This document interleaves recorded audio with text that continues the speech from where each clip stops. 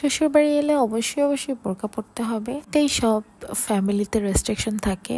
তোমাদের ভাইয়া কিন্তু কখনোই আমাকে রেস্ট্রিক্ট করে দেয় নাই যে তোমার বোরকা পরতেই হবে, কিন্তু আমি তাও পরি। যখন যেখানে যেভাবে যাওয়া দরকার সেটা আমি বুঝি, তো এতে করে সবাই আসলে হ্যাপি। সো আজকে কিন্তু এই জায়গাটাতে চলে এসেছিলাম, এত এত সুন্দর একটা প্লেস, তোমাদেরকে দেখালে তোমরা বুঝবা। আজকে সম্পূর্ণ ভিডিওটা দেখো তাহলে দেখতে পারবা এত সুন্দর প্লেসে আমরা গিয়েছি।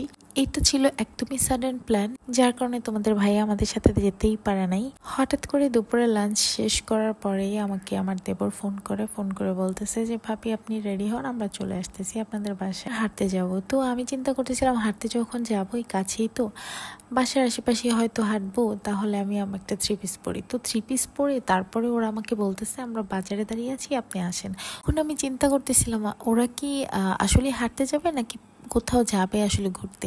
তো তারপর আমার শাশুড়ি বলতেছে তুমি হচ্ছে থ্রি পিস পরে কেন যাচ্ছ, তুমি বোরকা পরে তারপরে যাও। তারপর আমি বোরকাটা ঠাস করে পরলাম, পরার পরে দেখি ওরা আসলে আমার বাসার সামনে চলে আসছে।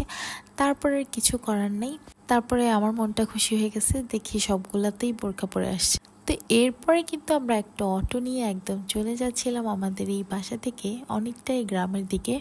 তো এই দিকগুলো এত এত সুন্দর, দেখো এই জায়গাটা পুরো পাহাড়ি অঞ্চলের মতো লাগতেছিল। পরে হচ্ছে গিয়ে আমরা যে জায়গাটাতে যাব সেখানে যাওয়ার জন্য আমরা কেউই আসলে চিনতেছিলাম না, অটোওয়ালাও চিনতেছিল না। তারপর তোমাদের ভাইকে আমি ফোন করে বললাম যে আসলে ওই জায়গাটার নাম কি। তো পরে বলতেছিল যে নওগাঁও। তো তারপরে আসলে অটোওয়ালা আমাদেরকে চিনে চিনে নিয়ে গেছে, দেখো কি সুন্দর করে মাচা পাচ্ছে। তো এইখানে আমরা যখন গেলাম তখনই দেখলাম দুইটা ভাইয়া বসেছিল। তারপর আমরা বললাম যে ভাইয়া আপনাদের এলাকাতে আমরা ঘুরতে আসলাম। তো বলতে সেখানে বসবেন, বসেন বসেন, ছবি তোলেন আপনারা, আমরা বের হয়ে যাই। তো ওরা আমাদেরকে এখানে বসতে দিয়ে চলে গেছিল। তো ভাইয়া দুটো অনেক ভালো ছিল, আসলে এই গ্রামের সব মানুষগুলোই অনেক বেশি ভালো। সো আমরা এখানে বসে তারপর হচ্ছে গিয়ে কিছু ভিডিও করতেছিলাম, কিন্তু ভিডিওগুলো আসলে ওরকম কোয়ালিটিফুল হচ্ছিল না, কারণ যেতে যেতে আমাদের একদমই সন্ধ্যা সন্ধ্যা হয়ে গেছিল। দেখো আশেপাশে কুয়াশা পড়তেছিল পেছনের দিকে। তো শীত কিন্তু এখনো অত বেশি আসে নাই, কিন্তু গ্রামের দিকটাতে কিন্তু শীত চলে আসছে। তো এই মনোরম প্রকৃতিটাতে বসে থাকতে আমাদের অনেক ভালো লাগতেছিল, কিন্তু আসলে সময় শেষ হয়ে যাচ্ছিল, রাত হয়ে যাচ্ছিল, এই জন্য আমরা তাড়াতাড়ি করে আবার ব্যাক করার প্ল্যান করতেছিলাম। তো এখানে এত এত পাখি ছিল, আকাশে পুরাই পাখিতে ভরা ছিল। ওরা এই গাছটার মধ্যে বসতেছিল, আর দুইটা বাচ্চা ছিল আমাদের এখানে।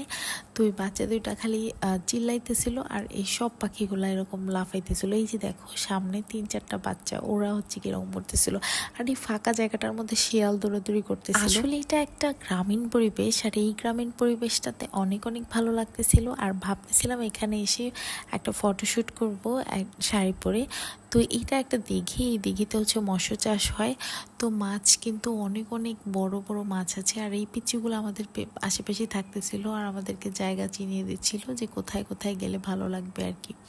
তো আমরা কিন্তু যখন আসতেছিলাম তখন আমার দেবর অটো থেকে নেমে একটা ভাইরাল জায়গা থেকে পেঁয়াজু কিনছিল। তো ওই পেঁয়াজুগুলো খাচ্ছিলাম, আর আমরা এরকম হাঁটতেছিলাম। তো হাঁটতে হাঁটতে আমরা হচ্ছে একদমই সন্ধ্যার দিকে চলে আসছি।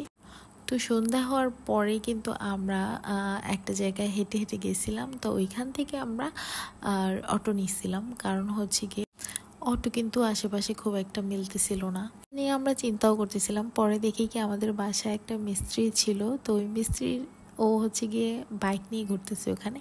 তো ওরে পরে বলতেছি যে তুমি তো এখানে আসলা কিভাবে, বলে কি ভাবি আমার বাসা তো এখানেই। পরে আমি বললাম যে তাহলে তোমার নাম্বারটা দিয়ে যাও, আমরা যদি অটো বা কোনো রিক্সা না পাই তাহলে তুমি আমাদেরকে হেল্প করো। পরেও বলতেছে হ্যাঁ অবশ্যই। তারপরে আমাকে নাম্বার দিয়ে গেল, কিন্তু আমাদের ভাগ্যটা অনেক ভালো, আমরা আমাদের একটা অটো পেয়ে গেছিলাম। সেই অটোটা এতই বড় যে আমরা সবাই মিলেমিশেই সেখানে যেতে পেরেছিলাম।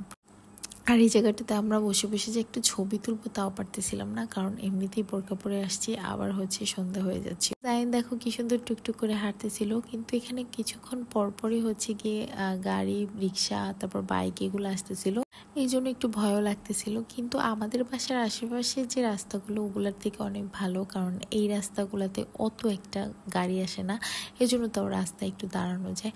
তো এই যে দেখো আমি কিন্তু হঠাৎ করেই বোরকা পরে চলে আসছি, কিন্তু আমার এই বোরকার সাথে ব্ল্যাক কালারের যে ওড়নাটা সেটা আমি খুঁজে পাচ্ছিলাম না। তারপরে এই হিজাবটা পেয়েছি, এটা পরেই আমি চলে আসছি, কিন্তু হিজাবটা অনেক বেশি ছোট হয়ে গেছিলো। তো তোমাদের কার কার শ্বশুরবাড়িতে গেলে বোরকা পড়তে হয় অবশ্যই অবশ্যই আমাকে কমেন্ট করে জানাবে। আর আজকের মতো এই ব্লগটা এই পর্যন্তই। তোমাদের আরও সুন্দর সুন্দর ব্লগ দেওয়ার জন্য আমি অনেক অনেক ব্লগ বানাচ্ছি। সো যারা যারা দেখছো সাবস্ক্রাইব করে যাইও, তাহলে কিন্তু আমাদের সাথে সবসময় থাকতে পারবা। আর আমাদের নেক্সট ব্লগগুলো দেখতে পারবা। আর একটা ভেড়ার পাল যাচ্ছিল, এটা আমার অনেক বেশি ভালো লেগেছে। আল্লাহ হাফেজ।